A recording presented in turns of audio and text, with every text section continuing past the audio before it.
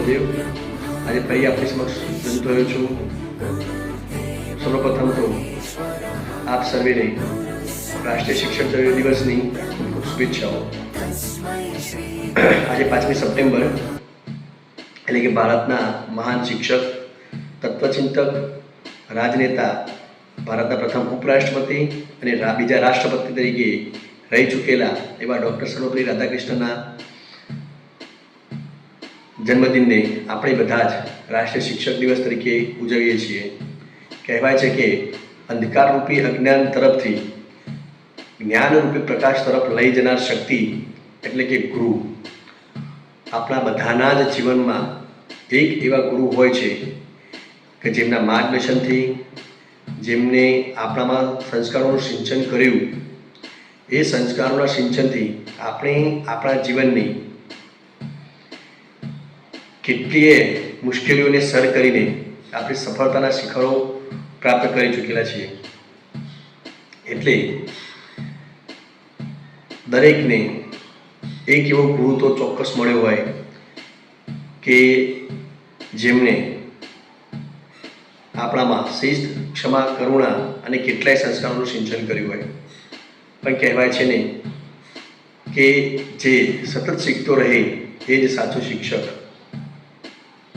અમુક વખતે વિદ્યાર્થીઓ પાસેથી પણ આપણને ઘણું બધું શીખવા મળતું હોય છે. તો એવી જ એક વાત આપણે જણાવવા જઈ રહ્યો છું. હું કચ્છ જિલ્લાના રાપર તાલુકાના એક નાનકડા ગામમાં નોકરી કરતો હતો. એનું નામ જિલ્લારવાડ. અને ત્યાં ગામના લોકો, ત્યાંના બાળકો હાલના ટેકનિકલ યુગથી ઘણા બધા કહેવાય તો ઘણા બધા પાછળ અને અજાણ પણ ખરા. તો એ શાળામાં મેં લગભગ 12 વર્ષ જેવી ત્યાં નોકરી કરી. પણ વાત કરું તો કે આવા બાળકો પાસેથી પણ આપણને ઘણું બધું શીખવા મળતું હોય છે. મારી શાળામાં 26મી જાન્યુઆરીના કાર્યક્રમોની તૈયારીઓ ચાલુ હતી અને એમાં એ બાળકોને હું ભાંગડા નૃત્ય શીખવાડતો હતો. એટલે એ બાળકો શીખવાની એમનામાં જે આપણે ક્ષમતા કહીએ એ ખૂબ ધીમી, ખૂબ ઓછી અને સ્વાભાવિક છે કે બાળકોના ઘરે ટીવી પણ નહોતા, મોબાઈલ પણ નહોતા અને એ બાળકોને હું ભાંગડા શીખવાડવા માગતો હતો. એ ઘણા બધા પ્રયત્નો કર્યા પરંતુ રિઝલ્ટ મને શૂન્ય મળ્યું. પછી હું હિંમત હારી ગયો. હિંમત હારીને મારી ઓફિસમાં બેઠો હતો ત્યારે કહેવાય ને કે બાળકો ભગવાનનું સ્વરૂપ હોય છે. બાળકોને ખ્યાલ નહોતો કે હું ઓફિસમાં બેઠો છું નિરાશ થઈને. બાળકો વાત કરતા હતા કારણ કે મોટા છોકરાઓ પણ હતા બીજા. એ છોકરાઓ પૂછવા લાગ્યા બાળકોને, જેને ભાંગડા ડાન્સ શીખવાડતો હતો એમને, કે શું થયું તમારા ડાન્સનું, કેટલે આવે, આવડી ગયો કે નહીં? એટલે બાળકો નિરાશ થઈને જવાબ આપ્યો કે ના, અમારા સાહેબ ગુસ્સે થઈને જતા રહ્યા અને ના પાડી દીધી કે આપણે ડાન્સ નથી રાખવાનો. એટલે બાળકો અંદર અંદર વાત કરતા હતા, હું અંદરથી સાંભળતો હતો. એટલે બાળકો આ રીતે વાતચીત કરતા હતા. બાળકોને ખબર હતી કે સાહેબ સાંભળે છે. હું વાત કરતો હતો, બાળકો વાત કરતા હતા. એટલે નાના છોકરાઓએ કીધું કે ના, સાહેબે ના પાડી દીધી, અમને નથી આવડતું. એટલે એમ કે સાહેબે આ કાર્યક્રમ કેન્સલ કર્યો. એટલે મોટા છોકરા હતા કે ના બને એમ, કારણ કે એમને ખબર હતી બાળકોને કે બળદેવ સાહેબ એ હિંમત હારેવા સાહેબ નહોતા. એમને કહ્યું ના હોય યાર, બળદેવ સાહેબ કદી હાર ના માને, કારણ કે બળદેવ સાહેબ જે કામ હાથમાં લે છે એ કામ પૂરું કરીને જ રહે છે. એટલે આ શબ્દો મારા કાને પડ્યા અને મારા અંદરનો આત્મા ફરીથી જાગ્યો